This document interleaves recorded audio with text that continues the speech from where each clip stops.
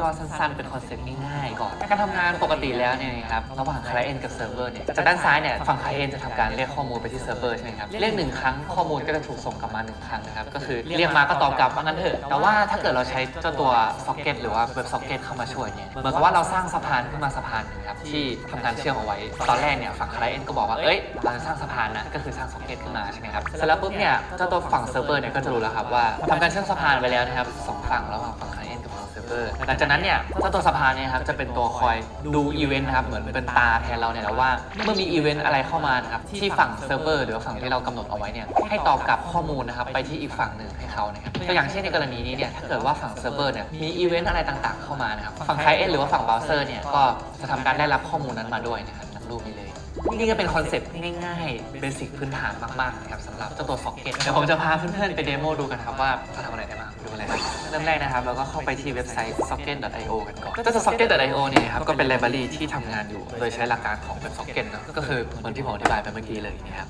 เช่นเนี่ยมีสปอนเซอร์มีหลายเจ้าใช้เยอะแยะมากมายก็เดี๋ยวเราไปเริ่มต้นดูกันเลยดีกว่าว่าเขาใช้งานกันยังไงสตาร์ทเลยแต่ว่าก่อนที่เราจะไปทำกันเนี่ยเรามาเช็คกันก่อนว่าคอมพิวเตอร์ของเราเนี่ยพร้อมหรือยังสำหรับการทำงานนะครับอันดับแรกเนี่ยเพื่อนๆจะต้องมีเจ้าตัว Node.js กันก่อนเพราะว่าตอนเรา install เนี่ยเราต้องใช้ npm ในการ install นะแล้วก็เช็คก่อนครับว่าเรามีหรือยังมีแล้วนะครับ npm ด้วยโอเคมีแล้วทั้งคู่นะครับแต่ถ้าใครยังไม่มีครับไปดาวน์โหลดมาก่อนได้ครับ Node.js แล้วก็ดาวน์โหลดมาลงได้เลยนะครับ install อะไรให้เรียบร้อยก็จะสามารถใช้งานได้เลยนะครับโอเคสมมติว่า install เสร็จแล้วปุ๊บขออนุญาตเคลียร์ไปก่อนนะครับโอเคเมื่อเช็คเรียบร้อยแล้วนะครับว่าเรามี Node npm เรียบร้อยแล้วเนี่ยก็เดี๋ยวเรามาเริ่มทำกันเลยครับแล้วก็เช็ค directory มาเป็นโฟลเดอร์ที่เราต้องการก่อนนะครับก็คือโฟลเดอร์ work นะครับทำการสร้างโฟลเดอร์ครับอันนี้ถ้าเป็น Windows ก็เป็นคำสั่งเดียวกันเนาะ make directory นะครับผมขอตั้งชื่อให้เป็น chat app โอเคแล้วก็ change directory เข้าไปเลยแล้วปุ๊บเนี่ยก็ทำการ npm init ขึ้นมาครับโอเค package name เป็น chat app ตามนี้เลยปุ๊บเวอร์ชัน1ครับ description ยังไม่ต้องใส่ก็ได้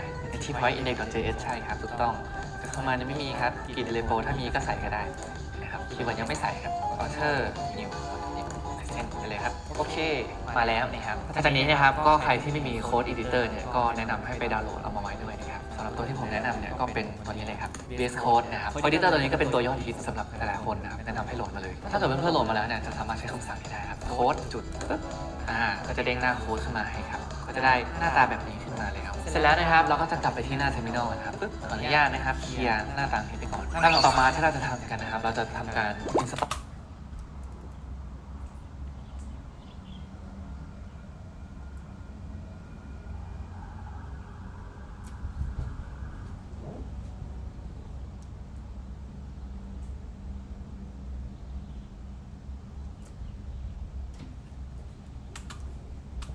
ต่อแพ็กเกจของเจ้าตัว Express กันก่อนถามว่าทำไมต้อง Express ครับเพราะว่าตัว Express เนี่ยเราจะเอามาแทนเป็นเหมือนตัวจัดการเซิร์ฟเวอร์ให้กับเราก่อนเนาะก็ทำการ npm นะครับ install Express ในที่นี้ผมขอใช้เป็นเวอร์ชัน4นะครับถ้าเกิดทำตามก็ใช้เวอร์ชันเดียวกับผมก็ได้ครับโอเค install ไปเลยตอนนี้ก็จะมีอะไรขึ้นมาแล้วนะครับมีแพ็กเกจคิดล็อกขึ้นมาตอนนี้ก็จะเนี่ยวันนี้เห็นไหม install Express ให้แล้วนะครับทีนี้ก็เริ่มได้แล้วทีนี้เรามาลองดูกันก่อนครับว่าตัว Express เนี่ยติดหรือยังนะครับnew file ครับผมอันนี้คือ new file เนาะไฟล์แรกที่เราจะสร้างครับเป็นไฟล์หลักที่แทนเซิร์ฟเวอร์ของเราก็คือ index.js ทีนี้สิ่งที่เราจะทำตอนแรกนะครับเราจะทำการสร้างเจ้าตัว Express ขึ้นมาก่อน require ครับอันนี้ก็คือเป็นการไปดึงแพ็กเกจที่ชื่อ Express ออกมานะครับโอเคแล้วก็ให้เจ้าตัวนี้แทน Express นะครับดึงมาใช้อีกทีให้เข้าใจง่ายขึ้นนะครับแล้วก็จะใช้ HTTP มาช่วยด้วยเพราะว่าเราจะทำการสร้างเซิร์ฟเวอร์กันเนาะต้องมีโปรโตคอลในการคุยกันนะครับโอเคลำดับถัดมานะครับก็ต้องทำการสร้างเซิร์ฟเวอร์ให้เขาด้วยเซิร์ฟเวอร์เชื่อมต่อด้วย HTTP นะครับ create server ไปเลยนะครับด้วยเจ้าตัวแอป Express ตัวนี้นั่นเองปึ๊บโอเคยังไม่จบครับเราจะต้องทำให้เจ้าตัวแอปเนี่ยเขามีเซิร์ฟเวอร์จริงๆอยู่ด้วยนะครับก็เป็นแอปก็คือเจ้าตัว Express เนี่ยนะครับ .get ค่าแรกจะใส่เป็นผ่านหรือว่า directory นะครับที่เขาจะอ่านไฟล์ก็คืออยู่ตรงนี้ไปก่อนนะครับยังไม่ไปไหนแล้วก็ในนี้จะเป็นฟังก์ชันนะครับเป็น arrow function เราจะรับมา2ค่านะครับก็คือ refresh กับ response นะครับตรงนี้เนี่ยจะให้เขาตอบกลับมานะครับเป็น response เนาะ .sendคือเขาจะส่งอะไรบางอย่างกลับมาให้เรานะครับก็ขออนุญาตส่งเป็น HTML element นะครับ hello to dev โอเคเสร็จแล้วครับตอนนี้เซิร์ฟเวอร์เรายังไม่มีที่ตั้งให้เขานะครับก็เป็น server.listen นะครับที่พอร์ต 3000 แล้วก็ตัวนี้เป็น arrow function เหมือนกันนะครับโอเคให้เขาทำอะไรให้เขาตอบกลับมาครับว่ามีการเชื่อมต่อเรียบร้อยแล้วเนาะให้เขาบอกเลยว่าโอเค listening หรือว่ากำลังฟังอยู่นะที่พอร์ต 3000 ลองดูกันว่าติดหรือเปล่าขออนุญาตกลับไปที่ terminal ก่อนที่รันนะครับก็ทำการโหลดนะครับแล้วก็ชื่อไฟล์ได้เลย index.js นะครับ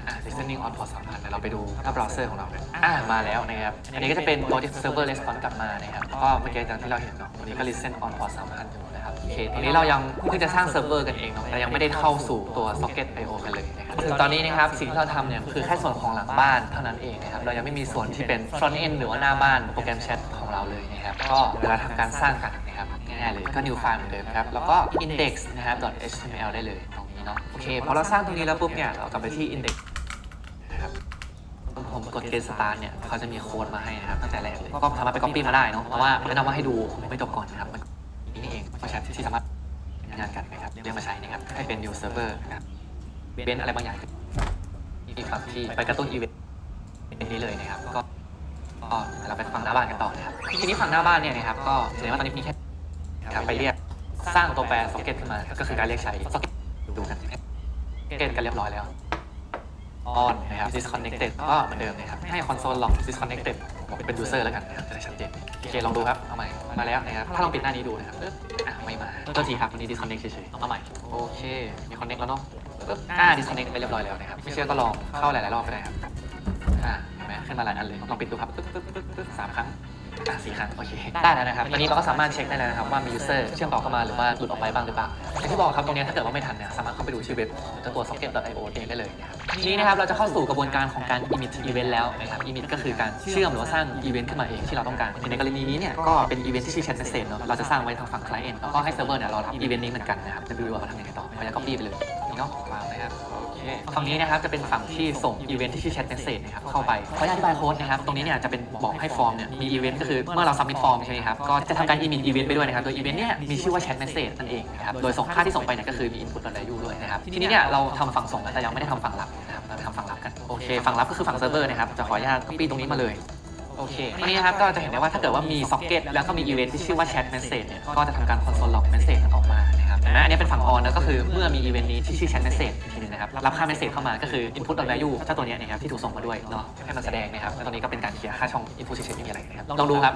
ขออนุญาตเคลียร์ไปก่อนนะครับรันใหม่โอเคมาแล้วนะครับ refresh 1 ทีเช็คก่อนมาแล้ว user connected พิมพ์ไปเลยครับ hello ตรงนี้ยังไม่ขึ้นนะครับมันจะเป็นขึ้นที่ตรงนี้แทนแค่นี้ก็สามารถรับ event message หรือว่า chat message ที่เรากำหนดเองได้แล้วนะครับถ้าไม่เชื่อลองเปลี่ยนดูได้ครับ message เฉยๆต้องรันใหม่ ASD มาแล้วเห็นไหมได้เหมือนกันอันนี้ขึ้นอยู่กับเราตั้งชื่อเลยนะครับทีนี้แต่ว่า chat message ก็จะเฉพาะเจาะจงกว่าก็ควรใช้ chat message นั่นแหละโอเคเดี๋ยวเพิ่งง่วงกันนะครับอันนี้ใกล้เสร็จแล้วจริงๆนะครับจะเห็นได้ว่าตอนนี้เราทำการรับ event ได้แล้วก็เรียกได้ว่าเสร็จไปเกินครึ่งแล้วทุกคนอีกนิดนึงนะครับอยู่ผมก่อนทีนี้แล้วนะครับตอนนี้เนี่ยเรายังไม่เห็น message ของเรานะครับขึ้นมาบนหน้าเว็บเลยแล้วก็ยังไม่เห็น message ของคนอื่นด้วยนะครับเดี๋ยวเราจะมาทำตรงนั้นกันตรงนี้เนี่ยเขาบ้างนี่ก็เป็นการ broadcast เนาะตรงนี้เนี่ยเขาเรียกว่าการ broadcast ข้อความนะครับให้ทุกคนที่อยู่ใน socket เดียวกันเห็นเหมือนกันนะครับไปดูดีกว่าตรงตัว document เนี่ยเขาก็จะบอกไปแล้วครับว่าทำยังไงบ้างนี่ก็เป็นการ broadcast เนาะก็ copy มาเลยครับปึ๊บโอเคเสร็จตรงนี้เริ่มครับเอามาเลยมาถึงตรงนี้นะครับแล้วก็อย่างเจ้าตัว broadcast เนี่ยนะครับเขาจะบอกได้ว่าเราสามารถ emit ชื่อ event ตรงเนี้ยอะไรไปก็ได้นะครับซ้ำ event แล้วก็ property ต่างๆเป็น object ไปได้เหมือนกันนี่เป็นตัวอย่างเนาะว่าที่เราจะใช้เนี่ยอยู่ตรงนี้ครับก็ copy เฉพาะตรงนี้ไปก็ได้ครับปึ๊บ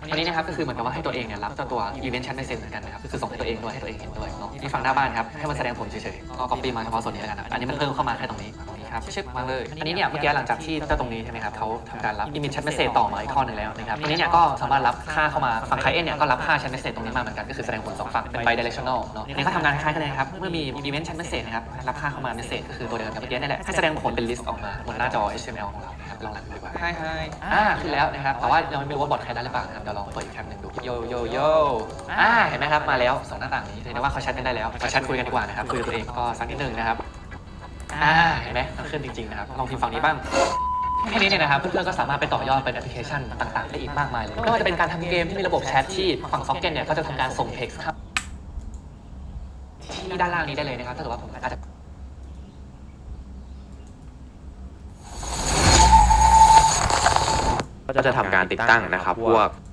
คอนโซลล็อกออกมานะเป็นการโอเคก็เดี๋ยวกับจะทำงานได้หลายระดับเลเวลจากเดิมที่มันเป็นอันนี้คือเป็นโค้ดชุดเดิมจอยแล้วก็ลีฟได้นะครับซึ่ง channel แต่ละ channel เนี่ยมันจะถูกเรียกว่า root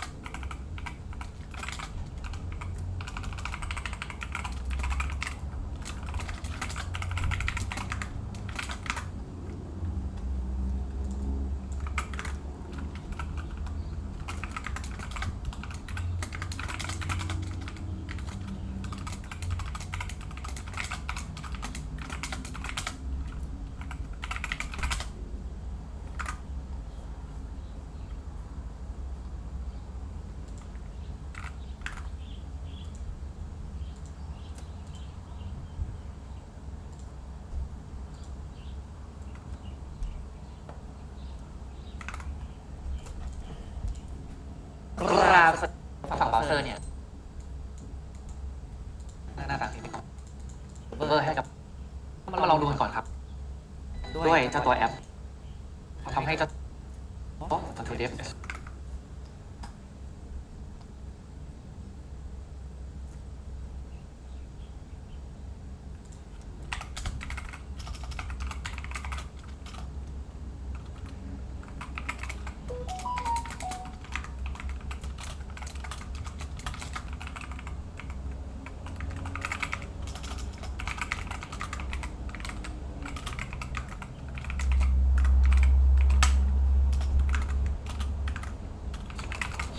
แล้วครับตอนนี้เซิร์ฟเวอร์เรายังไม่มีที่ตั้งให้เขานะครับก็เป็น server.listen นะครับที่พอร์ต 3,000 แล้วก็ตัวนี้เป็น arrow function กันนะครับโอเคให้เขาทำอะไรให้เขาตอบกลับมาครับว่ามีการเชื่อมต่อเรียบร้อยแล้วให้เขาบอกเลยว่าโอเค listening หรือว่ากำลังฟังอยู่นะที่พอร์ต 3,000 ลองดู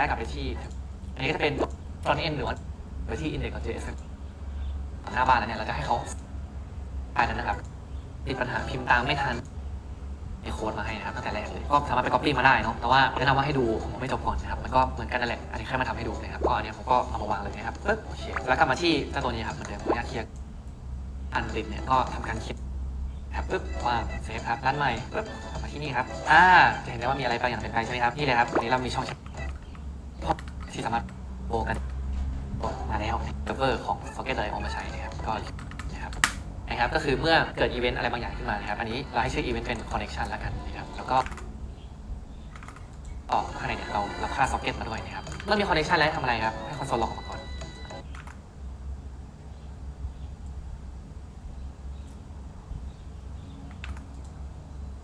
user connected แต่ว่าฝั่งนี้เนี่ยตอน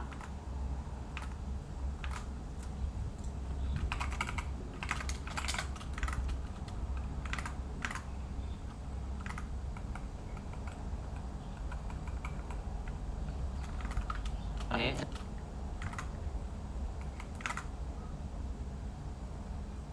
ยังเป็น io.on เนี่ยก็คือรอรับอีเวนต์อยู่ใช่ไหมครับแต่ว่ายังไม่มีฝั่งที่ไปกระตุ้นอีเวนต์นี้เลยนะครับก็เราไปฟังหน้าบ้านกันต่อนะครับทีนี้ฝั่งหน้าบ้านเนี่ยนะครับก็แสดงว่าตอนนี้ที่ไปกระตุ้นอีเวนต์นี้เลยนะครับก็เราไปฟังหน้าบ้านกันต่อนะครับทีนี้ฝั่งหน้าบ้านเนี่ยนะครับก็แสดงว่าตอนนี้มีแค่ที่ไม่เอาเปล่าๆนะเราก็จะเขียนสคริปต์นะครับให้เขาเนี่ยไปดึงเจ้าตัว socket.io มาเนี่ยเวลาปุ๊บทำไงต่อนะครับก็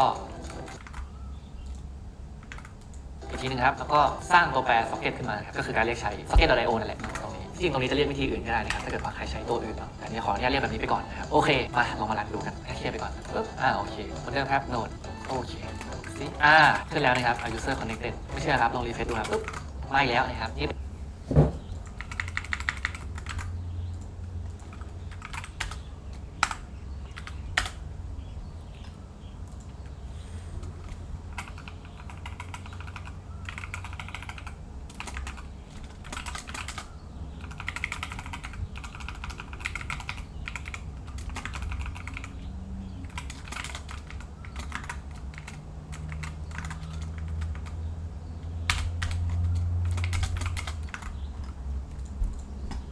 การเชื่อม socket กันเรียบร้อยแล้วหรือว่าสร้างสะพานเสร็จเรียบร้อยแล้วนั่นเองใช่ไหมทีนี้เราเชื่อม socket เพื่อเช็ค connection ได้แล้วใช่ไหมครับทีนี้เรา socket กันเรียบร้อยแล้วดูกันเราก็จะเขียนสคริปต์นะครับ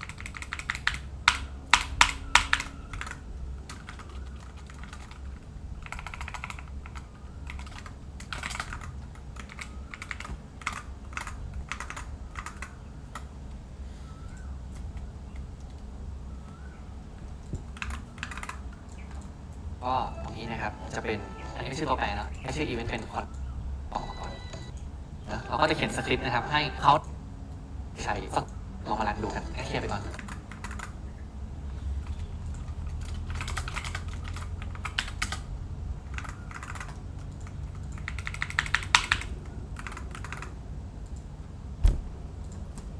Why doesn't console log? What the hell? It doesn't console log ever. ไม่แล้วนะครับนี่เป็นการเชื่อม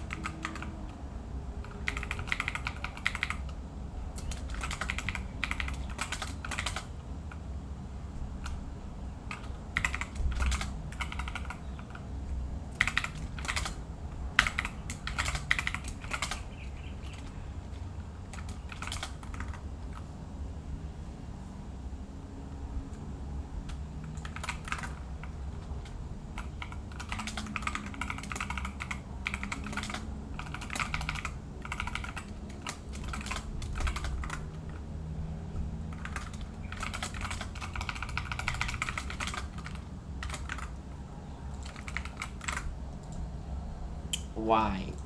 It doesn't console log. God damn it.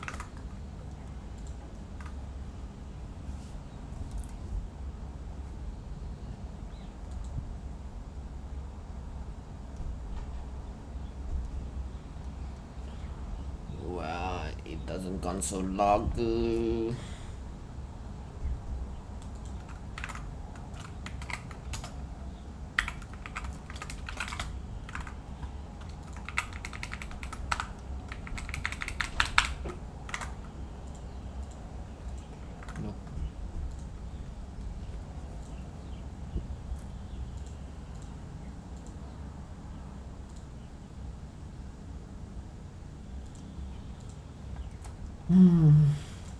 Suck it, but I am.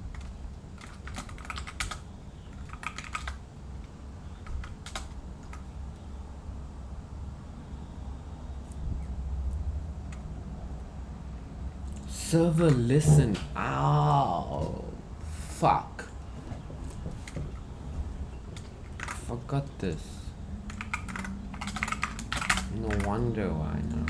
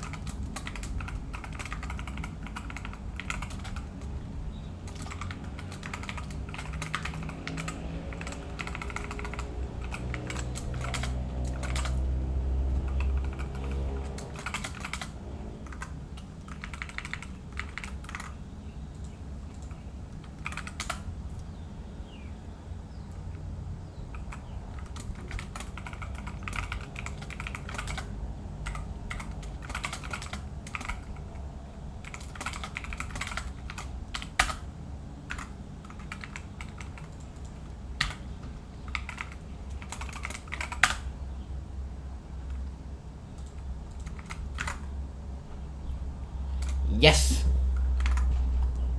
I did it! Fucking suck it and IO shit.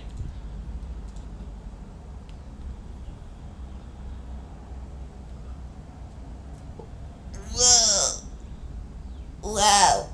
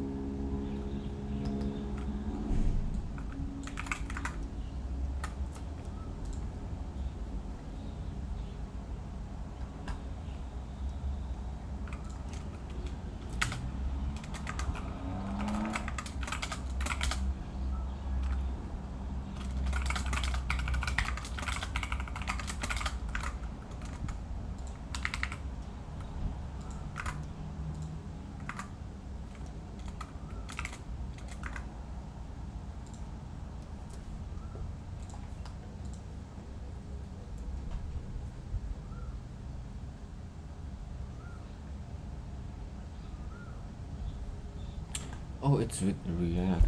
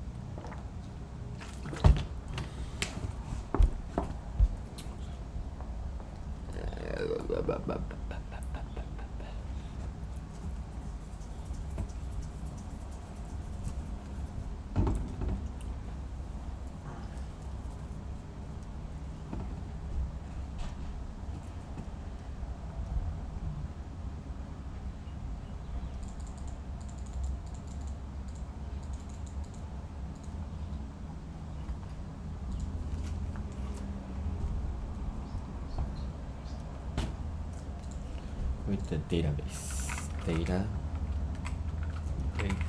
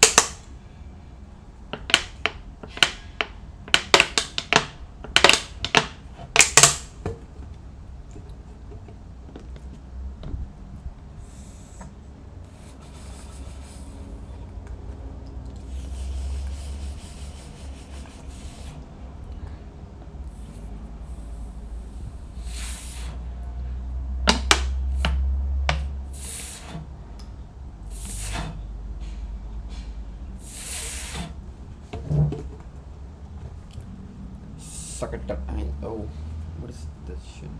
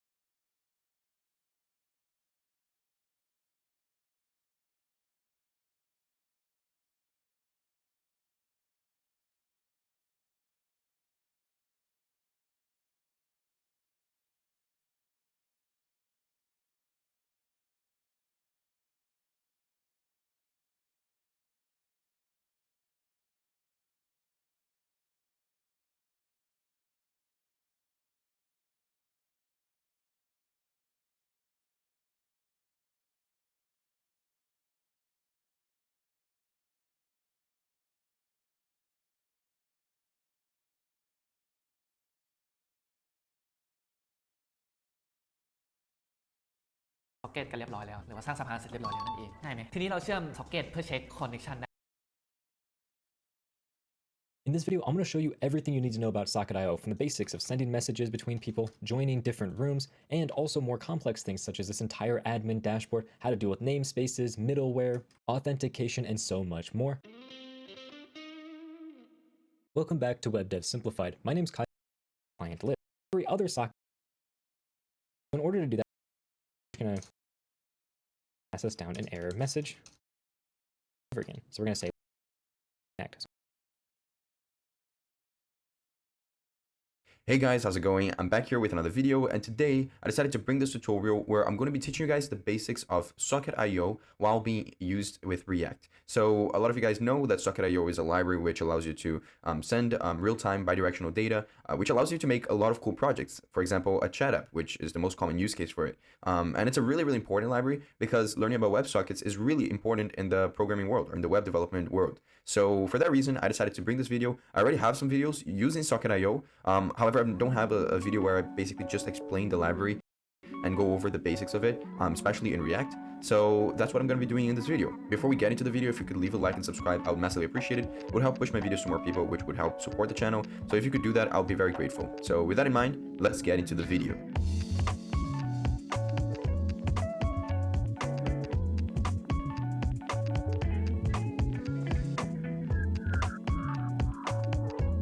Okay everyone, so let's get started.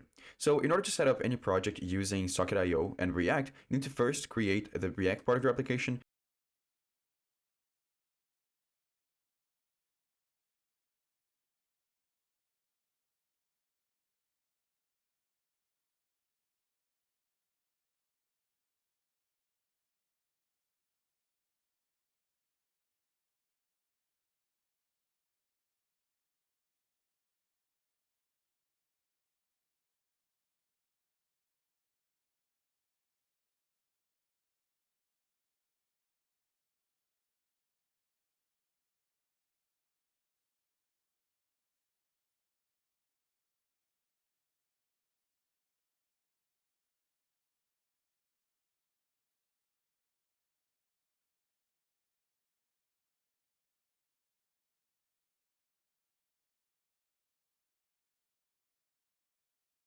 And also keep up with a server part of your application so that you can C++, whatever you want. Socket.io has a version for each of those languages.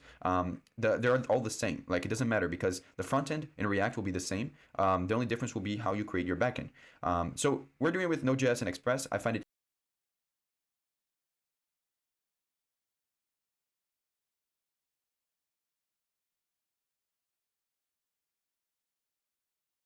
easy and simple to explain, so we're going to be using this.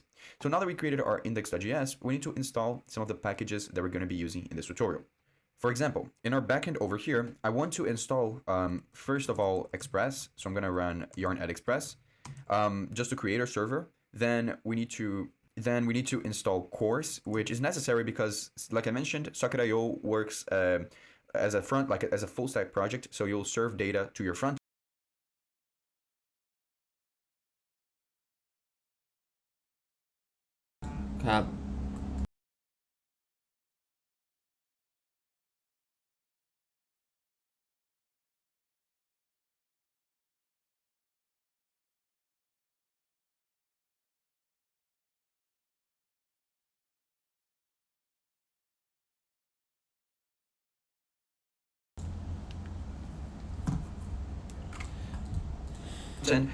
So in order to make that connection with your front end, you do need to install Cores, or else React won't allow you to make that connection work.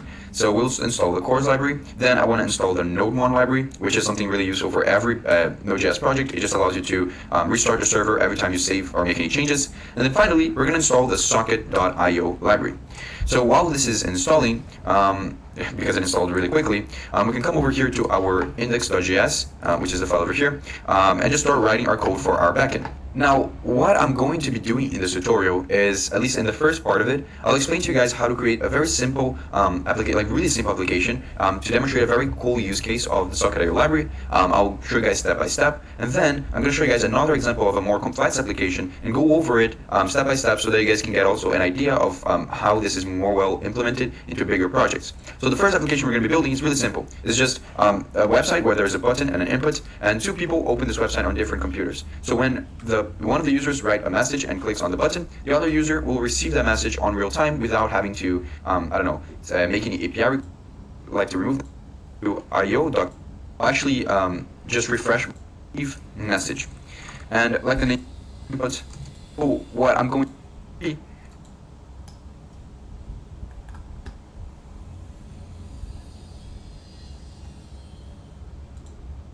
In this video, I'm going to show you everything you need to know about Socket.io, from the basics of sending messages, more complex things such as this entire admin dashboard, how to deal with namespaces, middleware, authentication, and so much more. Welcome back to Web Dev Simplified. My name's Kyle, and my job is to simplify the web for you so you can start building your dream project sooner. So if that sounds interesting, make sure you subscribe to the channel for more videos just like this. Now, to get started with this project, I have a little bit of boilerplate code set up. As you can see, I have a bunch of different styles inside of here. I also have some just basic HTML to get the page that you can see on the right-hand side of our screen. And I also, inside of our script, just have a few basic things set up. I'm selecting our form, our room input, our message input, and our room button, just all the components down here. And I have an event listener, so whenever we submit our form, as you can see, it's getting our message and room values. If we don't have a message, it's doing nothing. Otherwise, we're going to call this display message function with our message and then clear out an input. So I type in a message, click send, you can see it just displays that message up here. That's all this display message function is doing. And then finally, we have this join room button event listener. So when we click on our join room button down here, it's going to call this function and just get that room value. Just some boilerplate code out of the way. And I'm running this using Snowpack. So as you can see, I have Snowpack as a dev dependency, and I'm just running Snowpack dev. So we have this server set up on the side here. None of that really matters too much though, since this entire video is really focused on Socket.io. Also, I have a server folder here. This server.js is empty, and in our package.json, we're just running nodemon with that server file so that every time we make changes, it auto refreshes. So if I just open up a terminal and I go into that server folder and I just run npm run dev start, that is going to start up and run our file. And then every time we make changes inside of that server.js, so just console.log I, as you can see, those changes are automatically refreshing for us.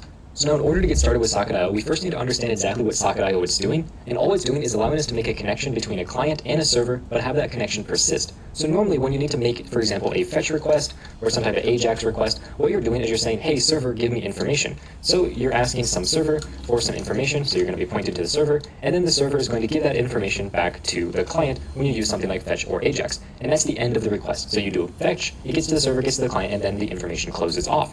But if you need to make, for example, 10 different fetch requests, well, you need to make 10 new requests to the server. So you're going to do this, 10 different times. With Socket.io, it's a bit different. What you're going to be doing is you're going to be setting up something called a WebSocket. And these WebSockets are going to connect to the server, but that connection stays open. So if I make 10 requests to the server through my WebSocket, I only ever make one connection to the server because that connection stays open. This is really useful when you need to make a lot of requests, especially if they're smaller requests, because you can just constantly talk with the server without having to worry about the headache of setting up a connection and then tearing down the connection, because those things do take time. And when all you're doing is communicating a lot of small things to the server, that extra time of setting up and closing down that connection are going to really add up, which is where WebSockets are really useful. So things like chat applications, which is what we're going to work towards in this video, are really ideal for WebSockets. So in order to get this set up, we first need to have a server, which is what we're going to communicate to, and then we need a client that is going to connect to that server. I'm going to get started by setting up the server because it's fairly straightforward. All we need to do is come in here and npm I our socket.io library. This is just going to make doing that WebSocket stuff so much easier. Now let's start our server back up. And to deal with the socket.io library, we're going to require socket.io, and this is actually a function. And we're just going to call this function and pass it in the port of our server. So we're going to say port 3000 is where socket.io is going to run. Now we can just come in here and say that's going to be equal to a variable called io. And then what we can do is say that io.on, and we're going to say on connection. And what this is going to do is it's going to be a function that runs every single time a client connects to our server, and it's going to give a socket instance for each one of them. And for now, I'm just going to say console.log or socket.id, which is just a random ID assigned to each person when they connect to our server. This is all it takes really to set up a server with Socket.io. So the server side of things is done. We can move over to the client side of things, and we need to install a library down here. So we can say npm I socket.io-client. This is going to be the client version of the library that we're going to be using. And let's start that server back up.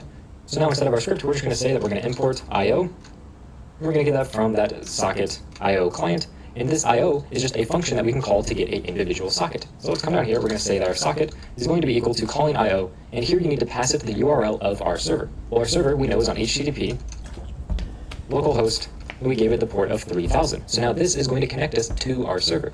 Now if we save this and we go over to our server here, once everything refreshes and gets running, we should hopefully see that we're able to connect to the server, and inside of here we should be logging out that ID. But that's not happening, as you can see. So if we inspect our page, you're going to notice an interesting error that shows up.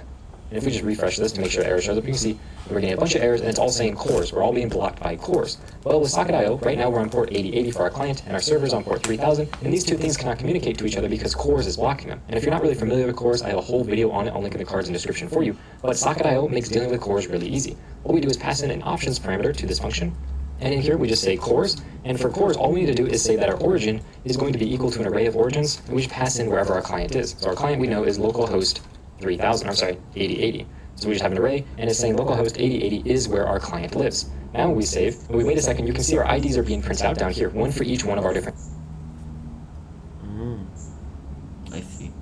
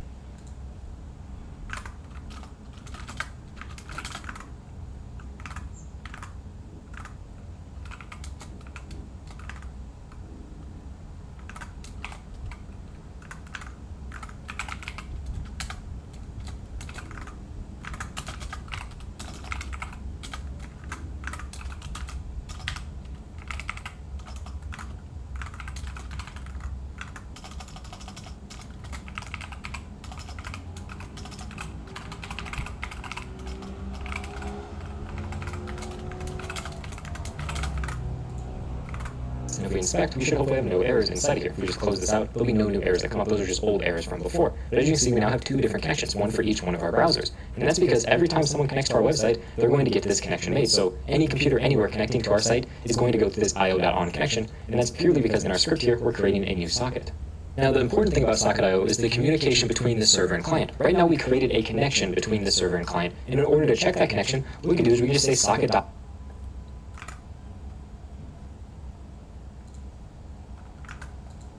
And this is going to listen to any event. We can create our own custom events, or we can use an event such as connect, which is an event that'll run every time we connect to our server.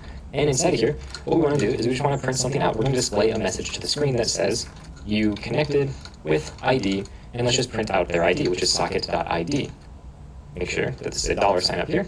And now when we save, you can see immediately when we connect, it's saying you connected with ID, and it's printing out the ID of the socket that we connected to the server with. So now we can set up a connection to the client and server. We can listen to events coming down from the server, but how do we send events up from the client to the server? Well, this is where we can do something called socket.emit. Emit is just going to take any event that you want and send it to the server. So we can name the event anything we want. Let's just say custom event. Doesn't matter what the name is, and we can pass it any information we want. I can pass it 10, I can pass it hi, I can pass it in here an object that says A is equal to, let's say A right here. I can pass it as much or as little information as I want. It really doesn't matter. And what's going to happen is it's going to call this on my server. So in the server, we want to listen for this custom event. So in the server, we can just say socket.on. So whenever a socket listens and hears this custom event, it's going to call a function, and that function is going to have all of these different parameters. So we know that we have a number, a string, and an object. Those are 3 different parameters we're passing up. And let's just for now console log our number, our string, and our object to see if this is working as expected. So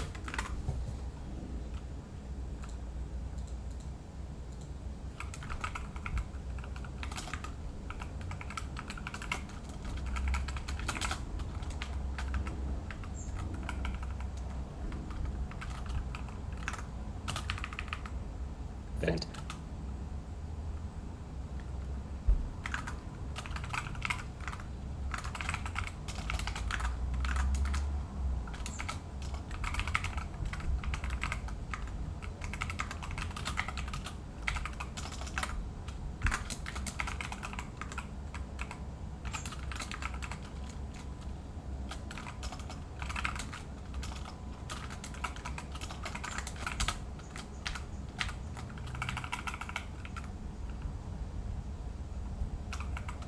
Event. So in the server, we can just say socket.on. So whenever a socket listens and hears this custom event, it's going to call a function, and that function is going to have all of these different parameters. So we know that we have a number, a string, and an object.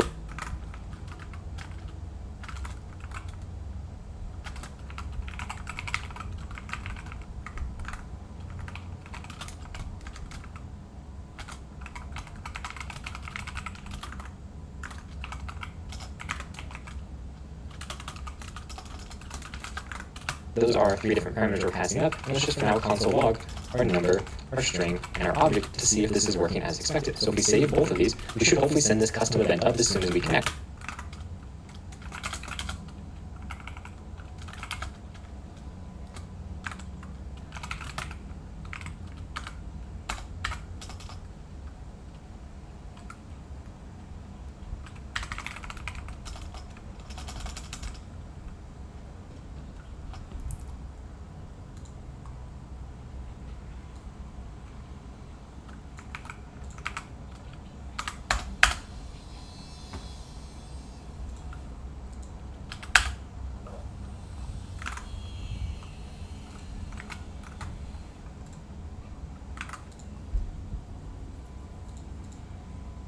And as you can see, we're sending that up immediately. It's saying 10, hi, and then it's passed.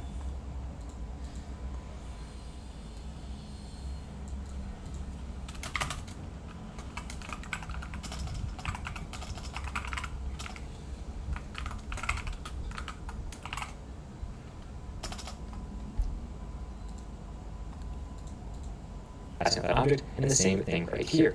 Now, sometimes you may notice that if we save this, this actually doesn't get set up, and that's because we actually don't connect in time. So you may need to put this inside of your on connect to make sure you're always connected before you try to send these events. And this is a great way to actually send events, but this event right here is pretty useless. So let's send an event anytime we try to send a message. Inside of here, when I send a message, I want to say socket.emit, send message.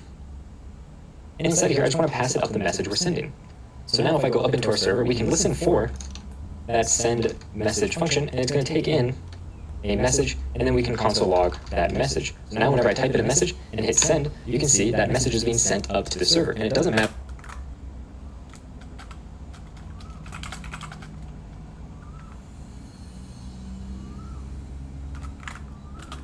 I want to pass it up the message, send. So now if I go up into our message,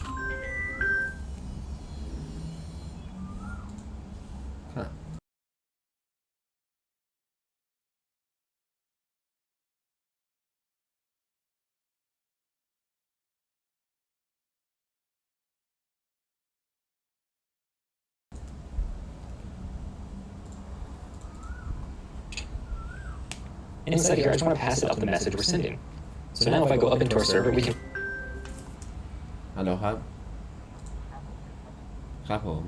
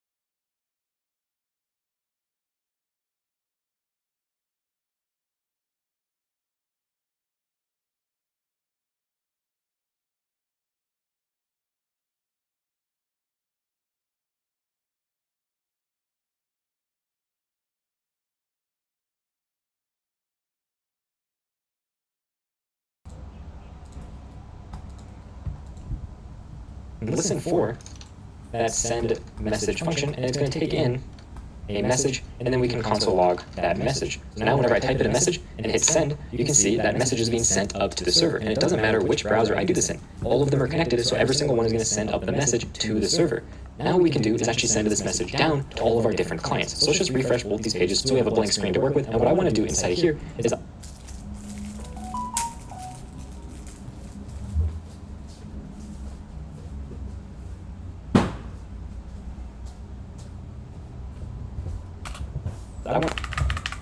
so now if I go up into our server, we can listen for that send message function, and it's going to take in a message, and then we can console log that message. So now whenever I type in a message and hit send, you can see that message is being sent up to the server. And it doesn't matter which browser I do this in. All of them are connected, so every single one is going to send up the message to the server.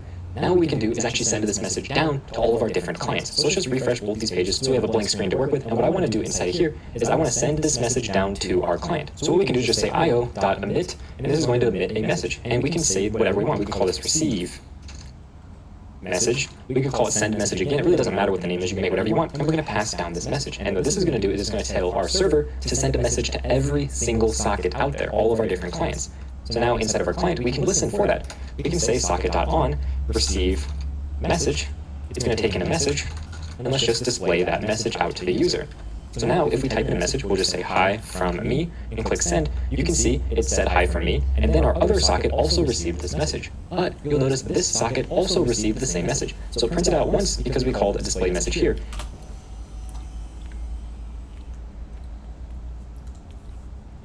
But that won't work online, I think. Because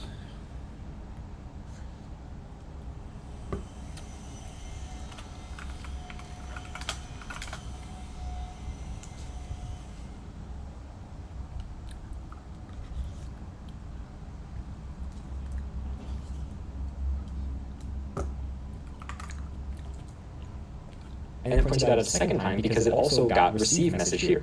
So when you do io.emit, it sends a request to all of the different clients, including the client that actually made the request in the first place. If you only want to send a message or an event down to all the clients except for the client that sent the message, well then what you do is you say socket.broadcast and then .emit. What this is saying is, okay, I want to take our current socket, and from that socket I want to broadcast a message to every other socket that isn't me, and that message is this. Now if we save this, let's just refresh both these pages here, and I'm going to send hi from me. You'll now notice it gets sent to both users, but it doesn't actually get sent to this first user, and that's because we're already displaying the message here, and it's not ever receiving the message up here. We're only sending it to every other user except for the one that we currently are. That's what this broadcast flag is going to do. Super useful in scenarios like this. Now this right here is essentially the most basic form of socket.io. We can send and receive events from the client to the server and from the server to the client, and we can choose which sockets we're going to be sending those to, whether we're going to send it to all the sockets. So I think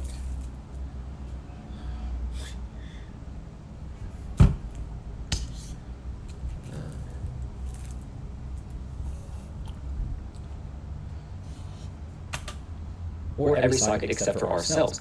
But what happens if we want to be able to have private rooms where we only communicate with certain people, or we join a room and then we only get messages inside of that room? Well, that's something that we can do inside of socket.io. By default, every single user in socket.io has their own room, and that's just their ID right here. So this user is currently in a room with themselves with this ID. So if I want to send a message to another user, I can send it to a room that is their ID. So let's do that real quick. What I want to do is I want to send a message, and I want to pass up the room property. So whatever we type in here is going to be our room variable, and I'm also going to pass up the message. Then inside of our server, we're going to take in that message and the room. And I just want to do a quick check to see if our room is equal to nothing. Well, then we don't have a room, so we're just going to broadcast this to everyone. Otherwise, if we do have a room, we want to send our message specifically to that room. So we can say socket.to room. And this room is just a unique name. It can be whatever you want it to be. It's just going to be a room, and everyone that's currently in that room is going to get the message. And then we can just copy the rest of this emit part right here. So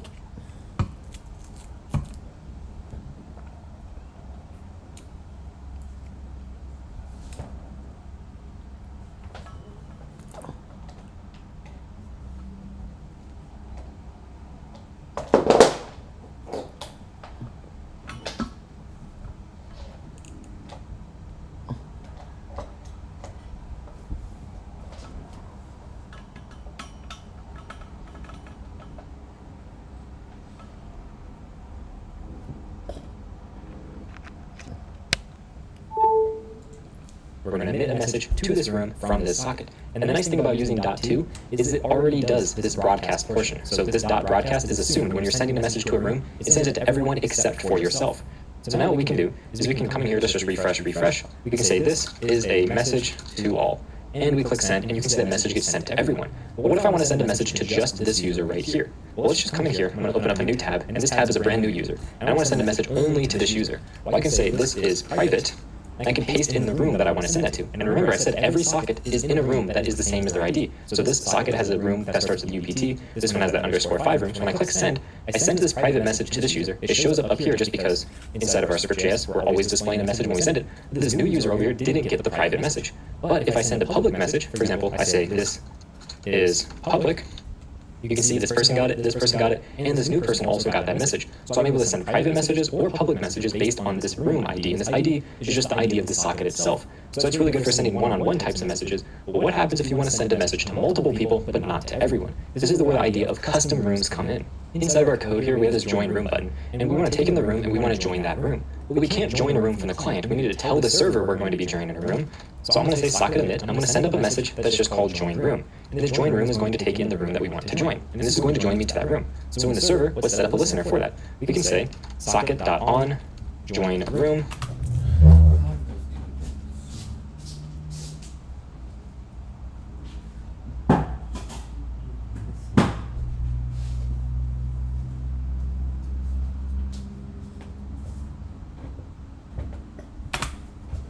We're going to take in a room, and what I want to do is actually join the user to this room. And this is actually really easy to do in socket.io. We just say socket.join, and we pass it in the room we want to join. And this will join the room with this custom name. So now what I can do is just refresh both these users here, get rid of this extra one.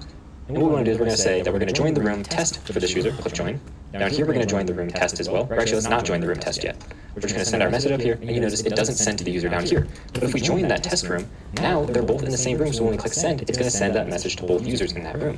And that's because whenever we have a room typed in down here, it's going to send a message to that room, and since both these users are in the test room, it's going to send that message to them. But if we were to send a message, for example, to test 3, this user is not in test 3 down here, so when we send a message, it doesn't go to the user. But if we join test 3 and then send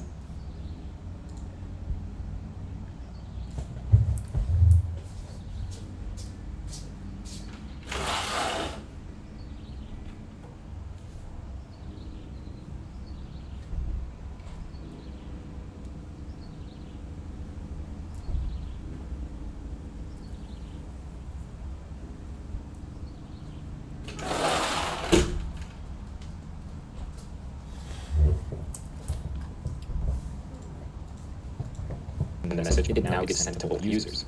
And the nice thing about rooms is you can join as many rooms as you want. For example, this user is still in this room right here, which is their ID, and they're still in that original test room. They're in all of the different rooms that they joined up to this point.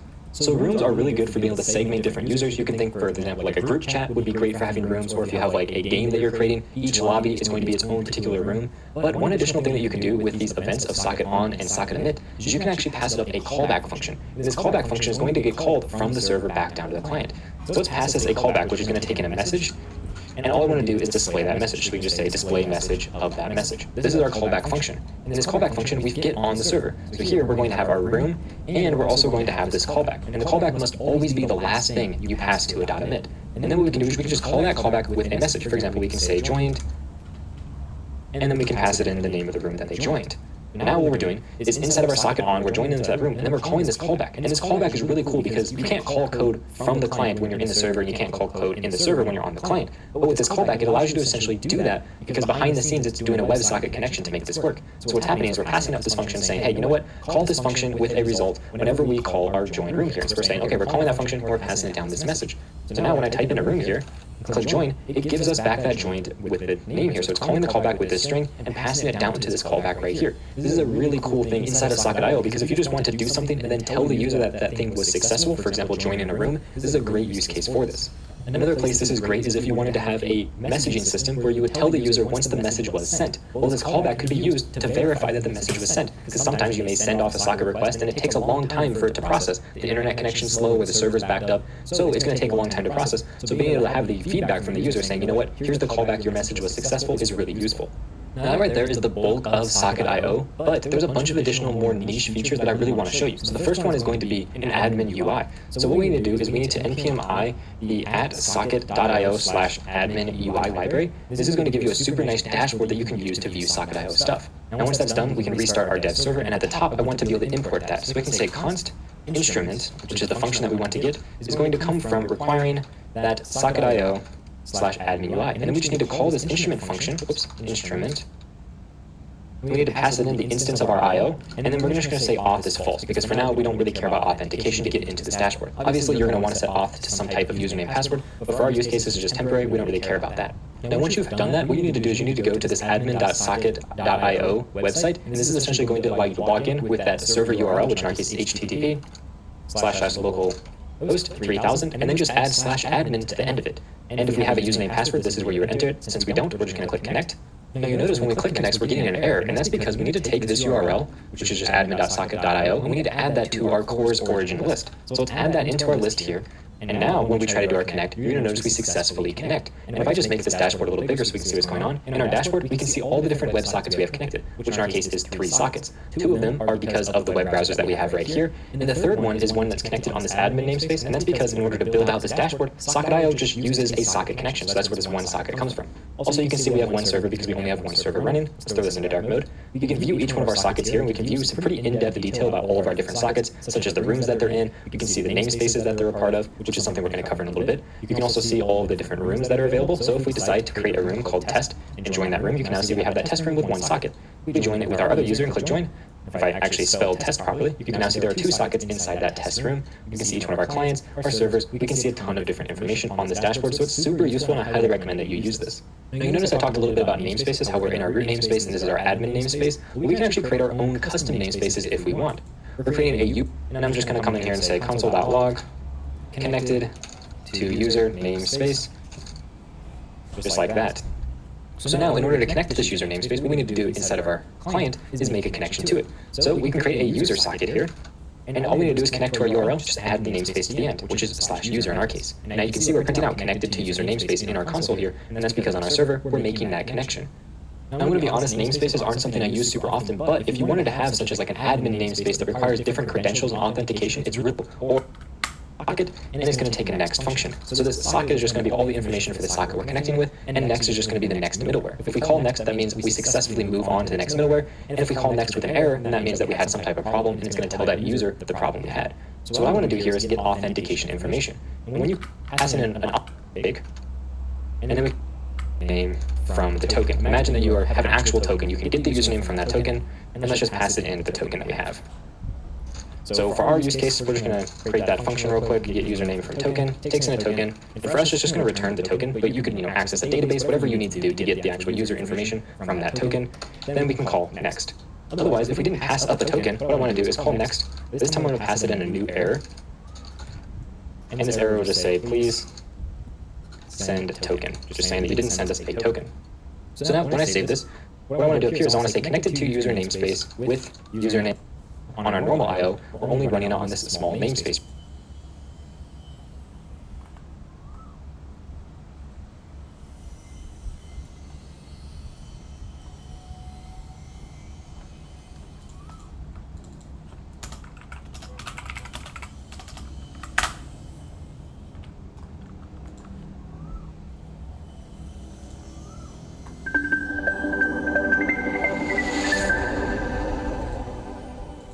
Hey guys, in this video we're going to be building a really simple chat application using MongoDB and Socket.io. So MongoDB is a NoSQL database, and Socket.io allows us to have real-time communication between our client and server. Okay, now this isn't going to be a production level application or anything like that. The purpose of this is to quickly show you how these technologies work together and how we can build a really simple chat application. All right, so don't think that this is something that you're going to use in production. Okay, now this actually comes from a course that I did with Eduonix called Projects in MongoDB, which is a course where we build 12 different projects. You can see, let's see, where is it? Right here. This is the one we're doing here, Mongo Chat with Socket.io. This is loosely, well, actually, it's really based on that project. All right, but if you want to check this out, please use the link in the description because that has my affiliate code in it. All right, so let's go ahead and just give you an example of how this works. So we're just going to put a name in here. And down here we can type a message. We'll say hello world and enter. And it's just going to add the message. It gives us a little status thing here that disappears after a few seconds. And we just have the name and the message. Now if I were to copy this link right here for the HTML page and go to another tab, and let's go ahead and first of all you can see that Brad's message is there, but let's add a new name here. We'll say Kevin, and we'll say hello Brad, enter, and we get Kevin's message. And if we go back to the other tab, you'll see that it was automatically uploaded, or it was automatically added. We didn't have to refresh or anything. That's the beauty of socket.io, is it's real time. We don't have to do any refreshing or anything like that. And if I type back to Kevin, we'll just say hi Kevin, and we'll go back to Kevin's tab, and there we go. So it shows hi Kevin. So it's very, very simple. If we go ahead and reload, the messages are going to stay there because they're being persisted to MongoDB. Okay. I also have a clear button here. If we click that, it's going to clear out the collection. So if I reload, now we have no chats. All right. Now, obviously, this isn't something you would have on a production application because you wouldn't want anybody to just clear the chat out. But the point of it is to show you that we can do that and show you how this stuff works. Okay. Reload that. So that's what we're building, guys. Hopefully you enjoy it, and let's get started. Alright guys, real quick, some dependencies for this project. You're going to need to have Node.js installed. If you don't have that, just go to nodejs.org, download it, install it. You're also going to need MongoDB. I do have a video called MongoDB in 30 minutes, and that will show you how to set up Mongo on Windows. I also have a video showing you how to set it up on Linux Ubuntu, so you do need that installed. And then I'm also using a command line tool called Git Bash for Windows, which is much better than the standard CMD or PowerShell, so I will be using that as well. Now I'm using Visual Studio Code as my editor.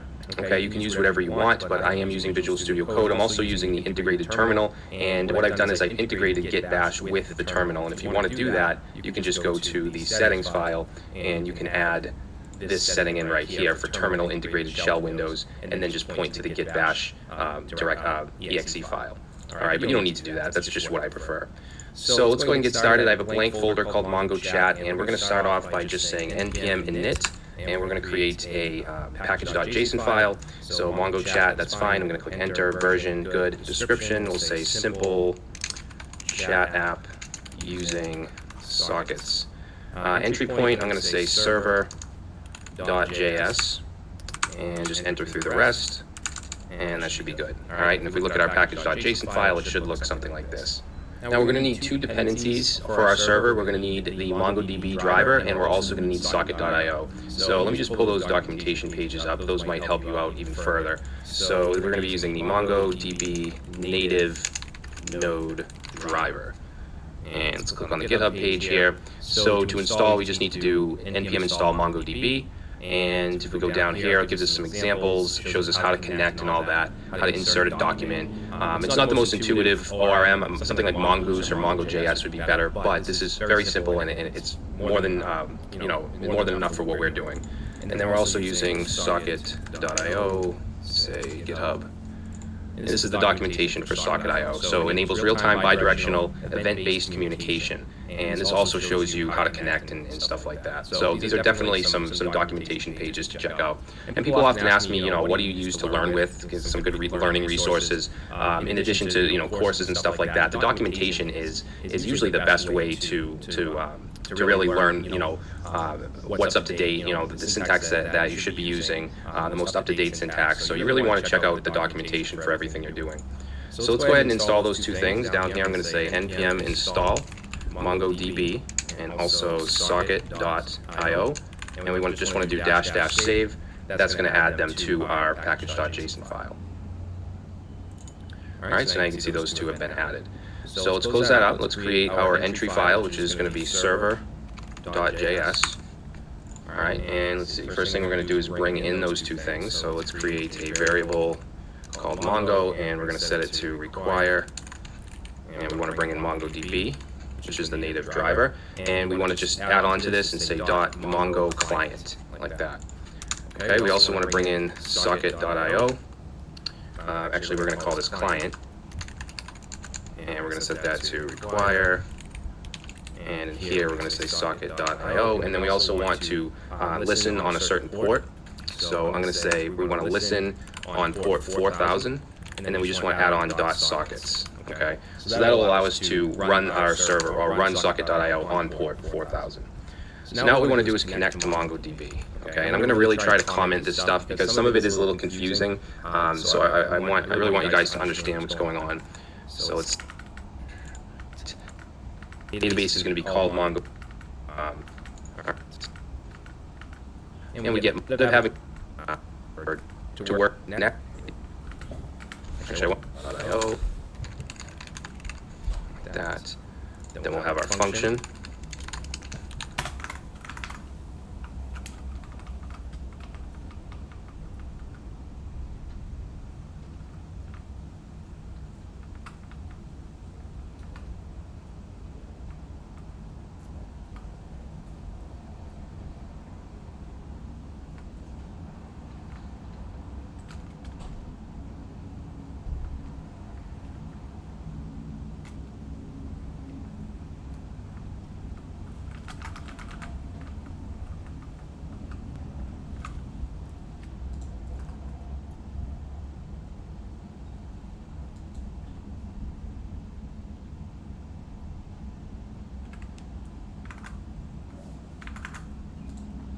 Okay. Now we want to create a collection for in MongoDB, and I'm just going to call that chat. So let's create a variable called chat, and let's set that to DB. Okay, remember we have this DB value that's being passed in, and we can use that to run queries and stuff like that. So let's say db.collection, and we're going to call this chats. Okay, so let chat equals DB collection chats. Then what we're going to do is create a function to send the status to the client from the server. So let's say create function to spell that right. So whenever we want to basically pass something from our server to our client to the index.html file we're going to create, we want to do this .emit. Okay, so this is just a function to emit the status. Actually, you know what? We need to name this too. So we'll name it status. So 2 parameters. We're going to name it, and then we have the value we're actually sending. So now what we want to do is we want to get all the chats from the collection. So let's do that. We'll say get chats from Mongo collection, and we're going to take that chat value, okay, because this is the collection we created right here, and we're just going to say .find.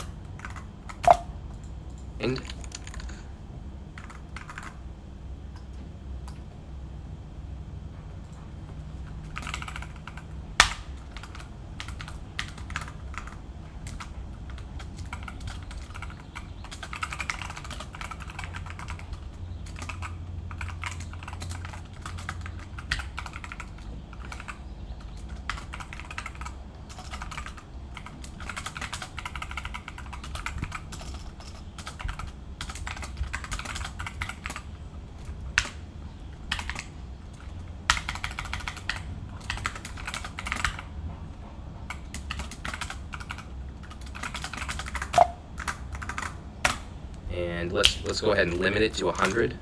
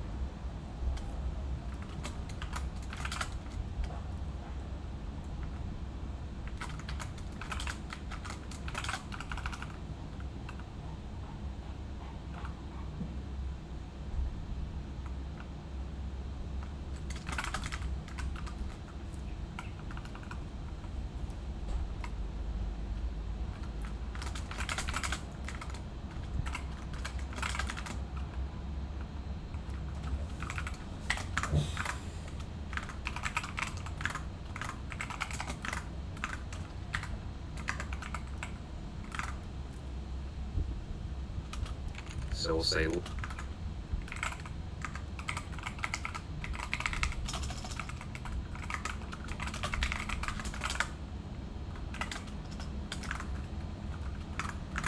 limit to 100 chats, and let's also sort them. Okay, and this is all the MongoDB driver. If you look at the documentation, you'll see this kind of stuff. So we want to sort it by ID. Okay, every entry is going to have an underscore ID value, and that's what we want to search. That's what we want to sort it by. So we're going to say underscore ID 1. Okay, and then we just want to set to array. Okay, so we're going to say to array, and then in here we're going to have a function. All right, and then this function is going to take in an error, if there is one, and then a result. And then we want to take that result. First of all, we want to check for the error. If there is one, then we'll just say throw error. Okay, if there's not, then what we want to do is we want to emit the messages. Okay.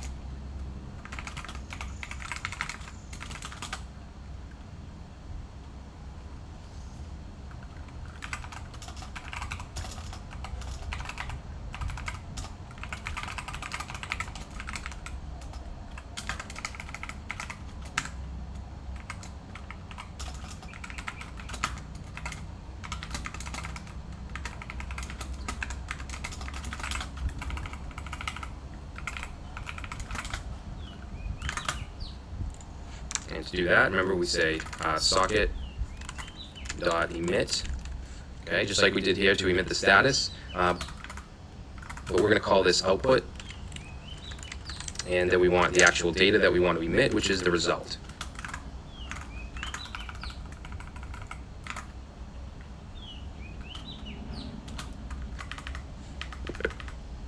All right, want to emit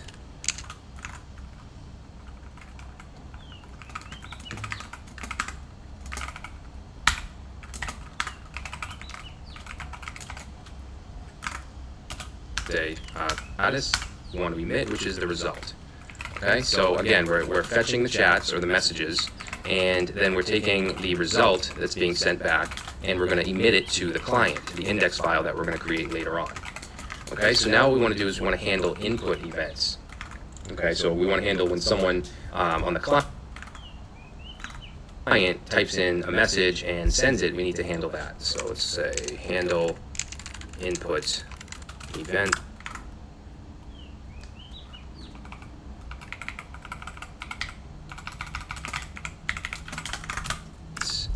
All right, so for that, we're going to say socket.on. This is how we can kind of catch things from the client. And we'll call this input. And we have a function. Okay, and then that function is going to include the data. Okay, whatever the user sends from the client will be put into that data value. Now we're going to make it so that they can send a name and a message. So let's create variables for those. We'll say let name equals data dot name, and then we're going to say let message equals data dot message. Okay, and a lot of this might not make sense. Fuck. Shit.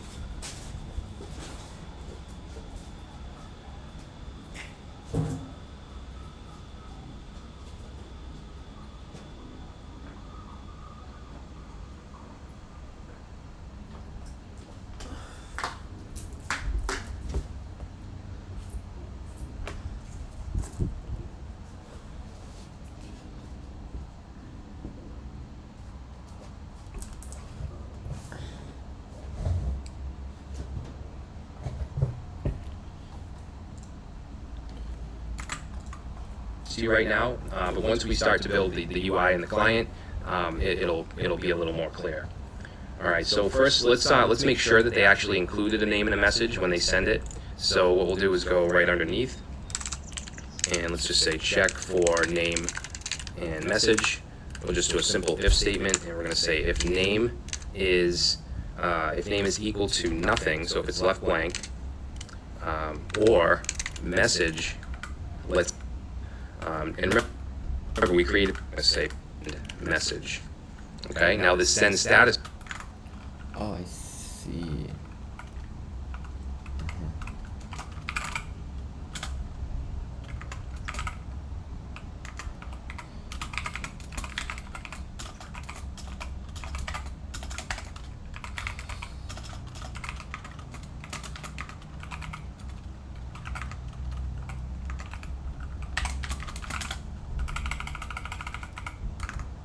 Right here is coming from here. We created that function.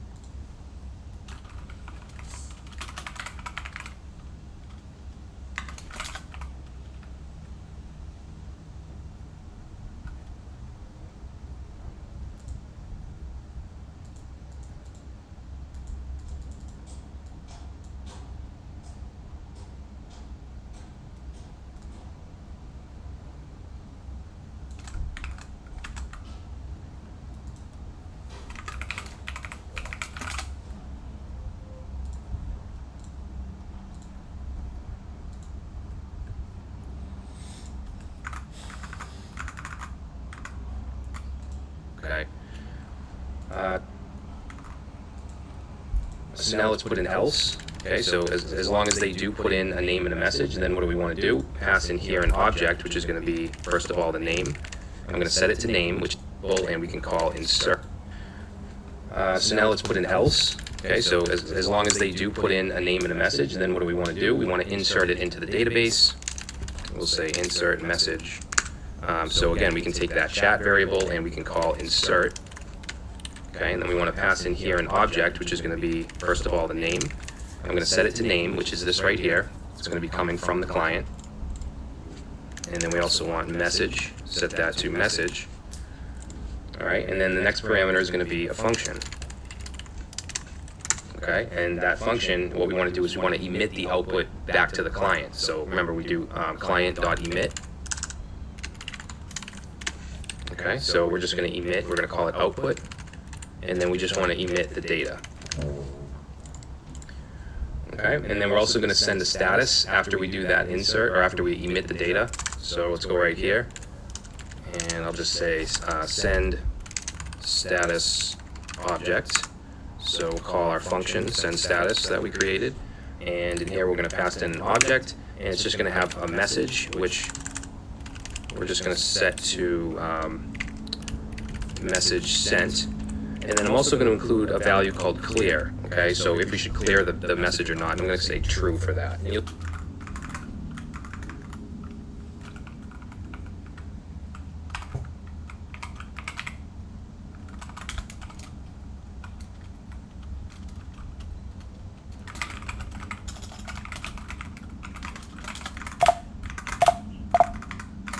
see why we're doing that later on.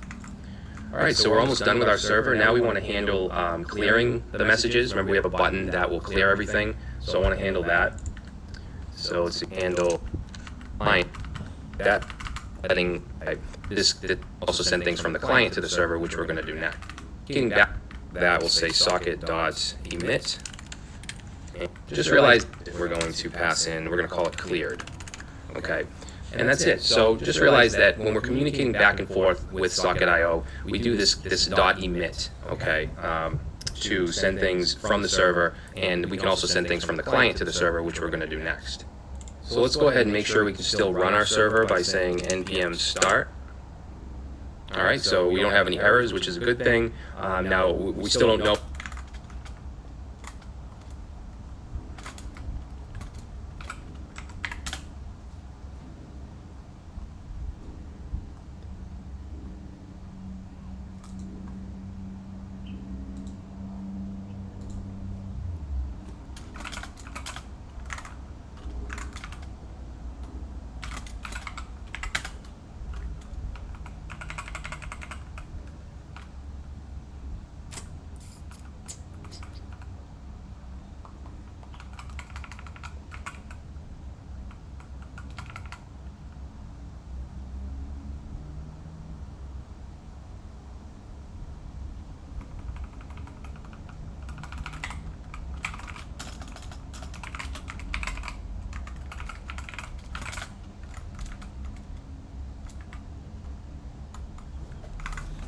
If everything's going to work, because we haven't created our client side yet. So what I'm going to do is I'm going to stop here, and then in part 2 of this application, we're going to set up our front end. We're going to set up an index.html file so that we can connect to our server and we can start to build out our UI and the functionality to actually communicate with the server.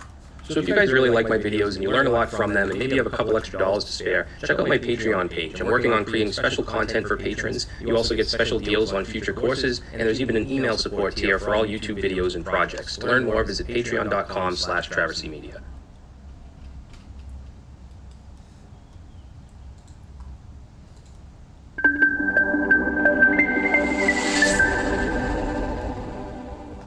Hey guys, welcome to part 2 of the MongoDB socket.io chat application video, or videos I should say. Now, what we're going to do here is we're going to build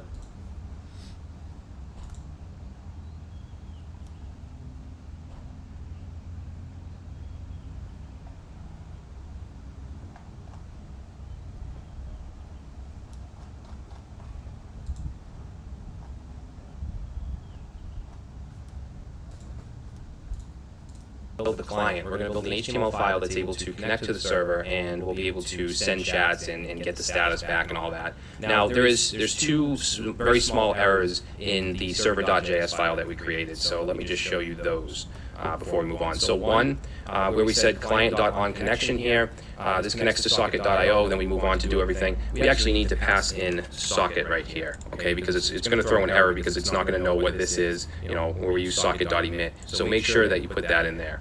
And then the second error is right here, I actually put 3 R's, okay, so if you've been following along, you probably noticed that a while ago, but if you did for some reason copy that, just go ahead and get rid of that extra R. All right, so now this has been fully tested. I know that the server side actually works. So what I'm going to do now is create an index.html file. This can actually be created anywhere because we're just going to connect to our external server. It's not really integrated. So what we're going to do is just create our basic HTML structure. I'm using John the man. I'm a man. How come? which is a Visual Studio Code plugin. It's also available for Atom and Sublime Text, but I can just do exclamation tab and it's going to give me a basic HTML layout. All right, so let's go ahead and change the title to Mongo Chat. I'm also going to use Bootstrap 4, so I'm going to just do a search for Bootstrap 4 CDN. Ew. We'll click this first link here and grab the CDN for the CSS file, which is this link right here. And we'll just go ahead and paste that in. What's up? All right, and I'm just going What are you working on today? to wrap this so you guys can see everything. See, toggle word wrap. All right, so there's the head area. Now what we're going to do is build out the UI, which is going to be very simple. Let's create a div with the class of container. We're also going to have a div with the class of row. Oops. Okay, because we're going to use the grid system. And then our column div, we're going to say div class. We're going to do call md6, and that's going to put it into a 6-column div, but I want it to be pushed into the middle, so we're going to set an offset dash md dash 3. Okay, and then for small screens, we're going to say call sm12 because we just want a single 12-column div on small screens. If I were you, I won't watch Travis Media. I would just ChatGPT help me. Very fun. So I tried it, but it gave me like this. I tried. So the thing is, that's a very good option. So let's try how to send JSON data to client front end. How to send front end. How to send JSON data to client front end. Real time without refreshing the page.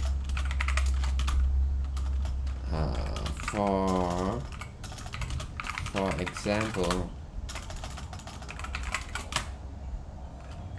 if in the client page, if in the user click button, it should increment the score and display it.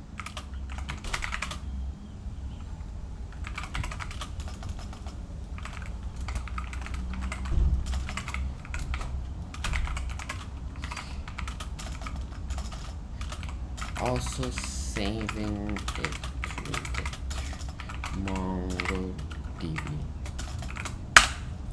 Can it do that? Oh yes sir. God damn it.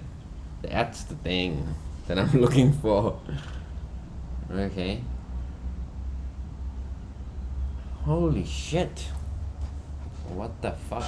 To send JSON data to client in real time without refreshing, you can use AJAX, HTML or WebSocket. Here's an AJAX. Attach and even listen to button on click in your front end code, which can send the post request to the server using AJAX. So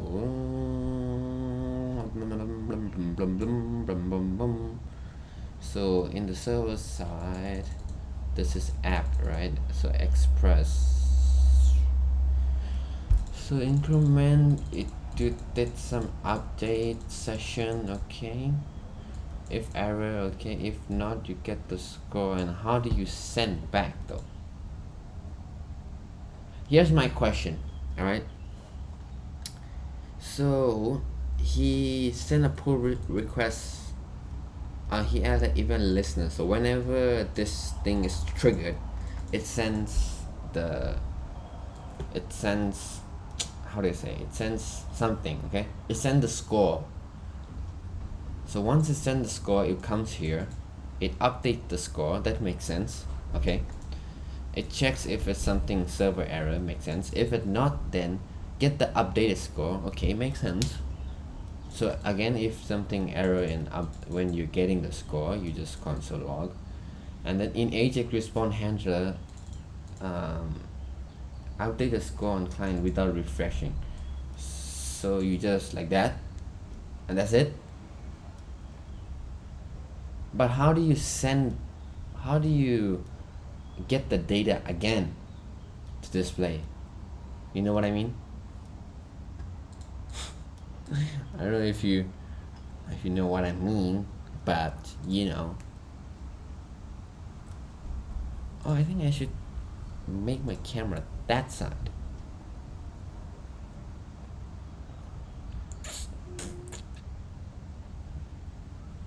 Can I change the camera to this guy?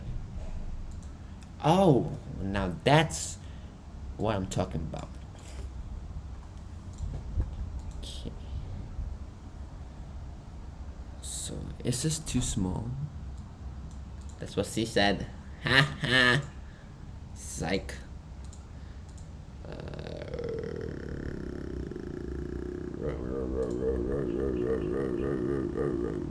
Use buffering. No. Default. Camera. High position. Very good. Okay.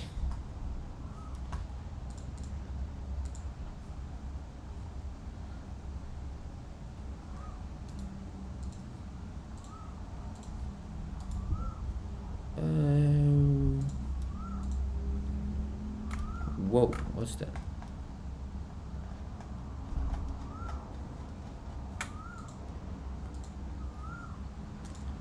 Okay. So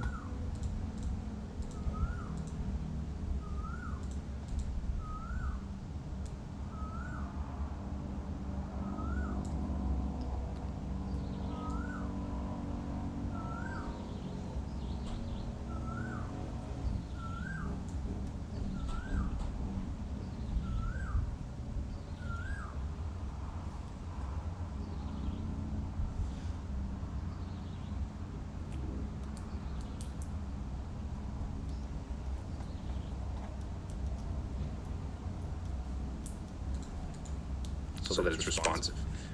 Okay, and then in here, let's go ahead and put an H1, and I'm going to give it a class of text center, and then we'll just say Mongo chat. All right, so let's go ahead and open up the index file. I'm just going to open it up on my file system. Okay, so it should look like that. A class of clear chat name, give it, and we do. So .io. So these, and in here we're going to say parentheses right here at the bottom. A custom function called element to select all of the things we need to select. We're just going to return to keep reusing get element by ID. That's a variable called and stat element message name there. It's an name. Okay. So let's set that to a function. Okay, and that's going to get passed in a value. We'll just call it S, and then say set status. So we want to later function. So set status. We're going to say here called socket. we're going to set it to io.connect. Now we can access this IO object because we brought in socket IO up here. Okay, so if you make sure that you brought that in or it won't work. Now in here, we need the address of our server, which is going to be on our local host, so 127.0.0.1, and remember it's port 4000. If we look at server.js, we used port 4000 right here, so that's what we need to connect to. All right. Now once we do that, let's go ahead and check for connection. So we'll say if socket is not equal to undefined, then that means everything's good. So let's just do a console.log, and we'll say connected to, we'll just say connected to socket. Now we're going to need to run our server. So let's go to server.js and let's open up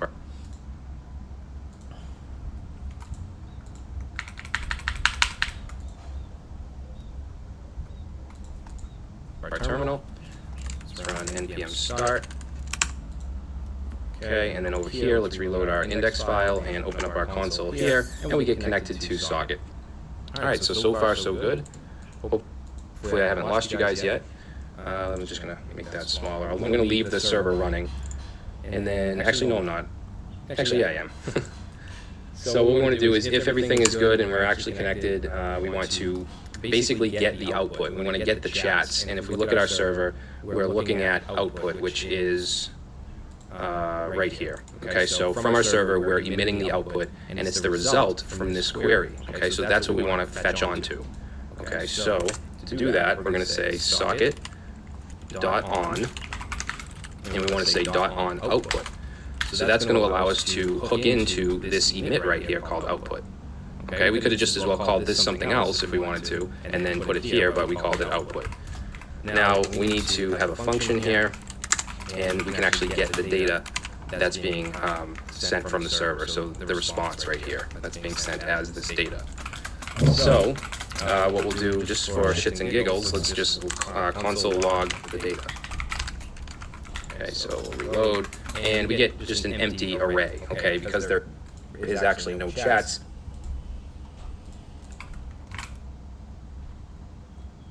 What the fuck? In the No, Teams. Is it within Teams? Okay, let me check Teams. Do it. Teams. I get it. But I have to await. I see. Await. This should be async, right? Async.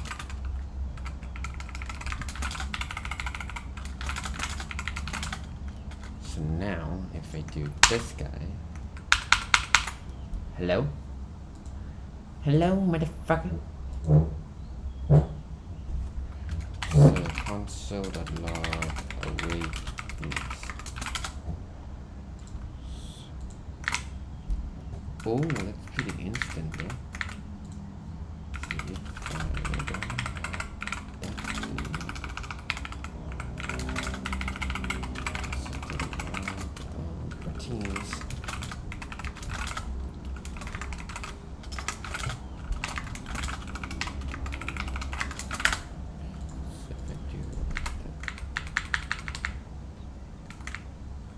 Yeah, pretty instant though. So console. Okay. Socket.on. Why?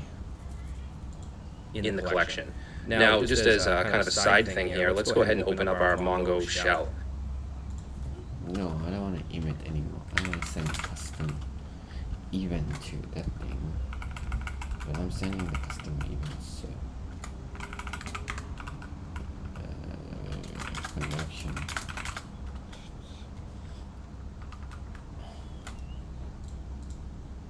So you guys don't have to do this. I just want to show you that you can do this. So I'm going to go to my MongoDB bin directory, and I'm going to just open up a command line there. Bring this down, and I'm just going to say Mongo You know what? For some reason, git bash doesn't work with that, so I'm going to just go to my standard Windows command line. I can fix it, but I'm not going to go through it right now, so I'm just going to clear it. So let's go ahead and insert. I'm going to do all that. Let's say Mike. So let's go back cats. So if var, let's call it x, and then we'll say as long as x is build out the. Oh, it's in. I'm not connecting. Connect to HTTP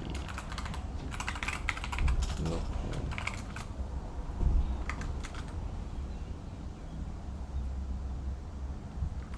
Server running on which one?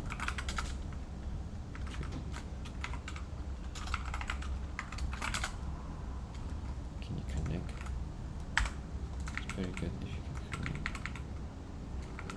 It's just yo, right? Suck it.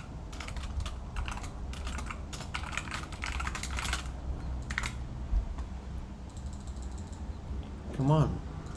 The div Come on. or the Come on. div to display Fucking socket. Fuck shit. the name and My server is There's chat and then the message.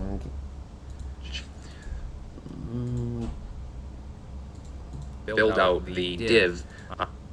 Oh wait.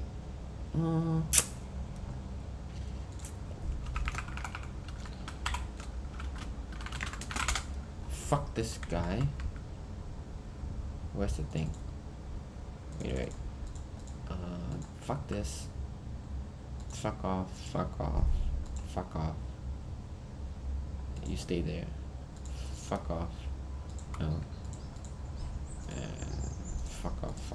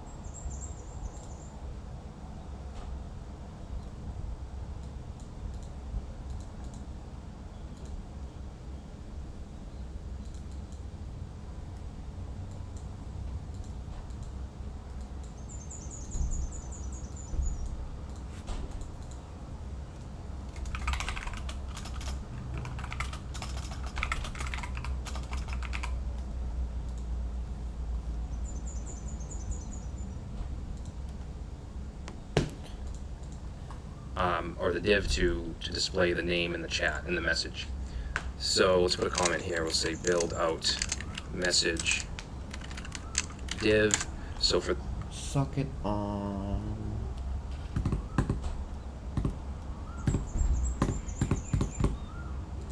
Dun dun dun.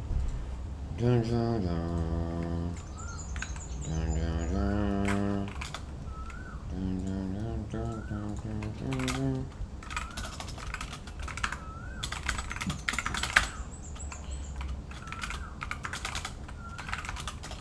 Open it.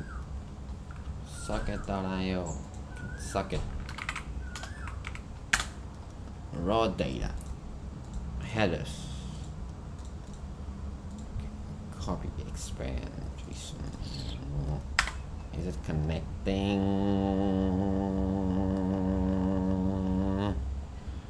Socket is undefined.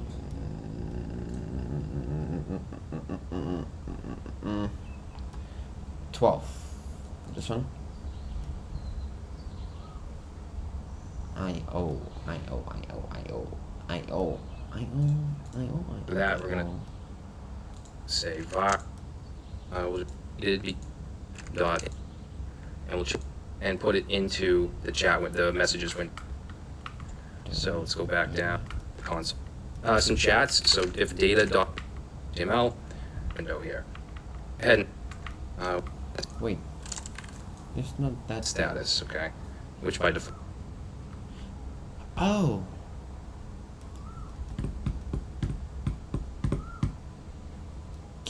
I have to run it in a function, I think. Function and then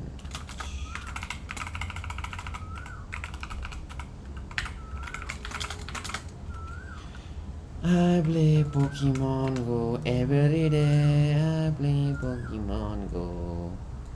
I play Pokemon Go every day. CDM? CMD? CDM? What was that? MD and yep. Can you give me the links? Where's the links? The link. Boy, I want the link, boy. Link. Oh, MDN. No, it's CDN. No. MDN. Where's the link? I want the link. I want the link. I want the link. Element Where did he get that link? of D ads in and get the status back and pass. All right, a Visual Studio. Yeah, D6. Now we're gonna all that kernel circulation. Go ahead. But I want it because we just btn danger. And let's go ahead and just do a quick search for socket.io CDN. Okay, socket.io CDN.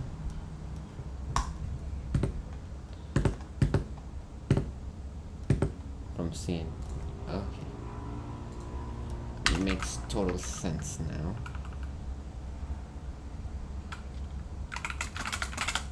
Okay.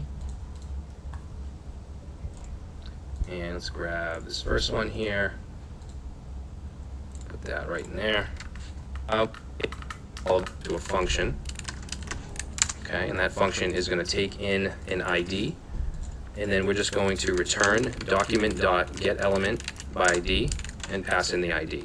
This way we don't have to keep reusing getElement by ID. Okay, you don't have to do this. Then we're going to send, but we want that to clear out.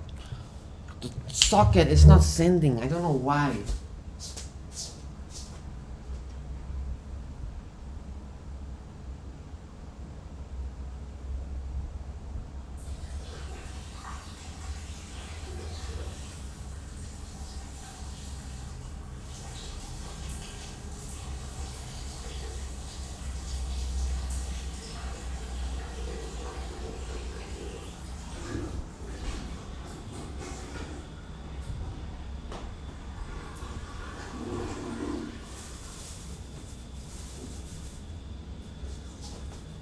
Fucking socket shit.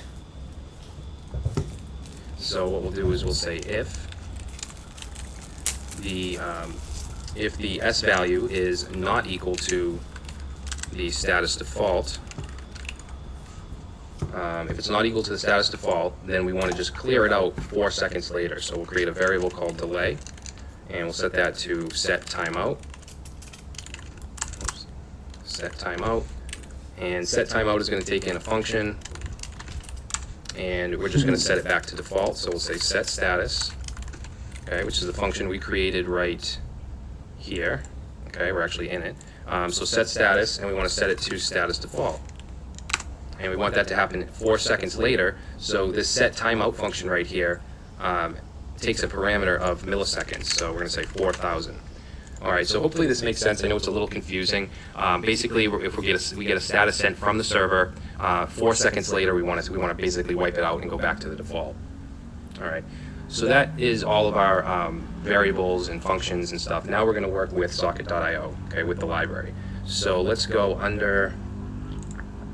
Let's see, we're going to go right here and let's say connect to server, or we'll say connect to socket.io. So we're going to create a variable here called socket. We're going to set it to io.connect. Now we can access this IO object because we brought in socket IO up here. Okay, so if you make sure that you brought that in, or it won't work. Now in here, we need the address of our server, which is going to be on our local host, so 127.0.0.1, and remember it's port 4000. If we look at server.js, we used port 4000 right here, so that's what we need to connect to. All right, now once we do that, let's go ahead and check for connection. So we'll say if socket Am I is not getting socket? Why not?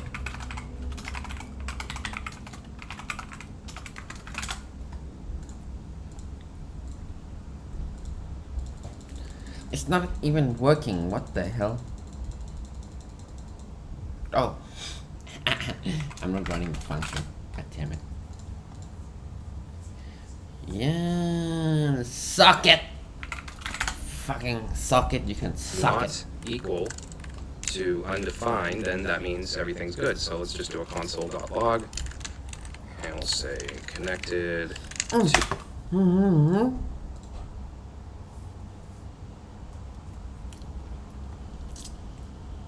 What the fuck?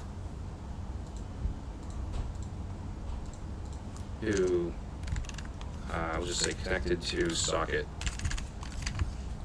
Now we're going to need to run our server. So let's go to server.js and let's open up our terminal. Let's run npm start. I'm gonna take a break. I'm so done with this crap.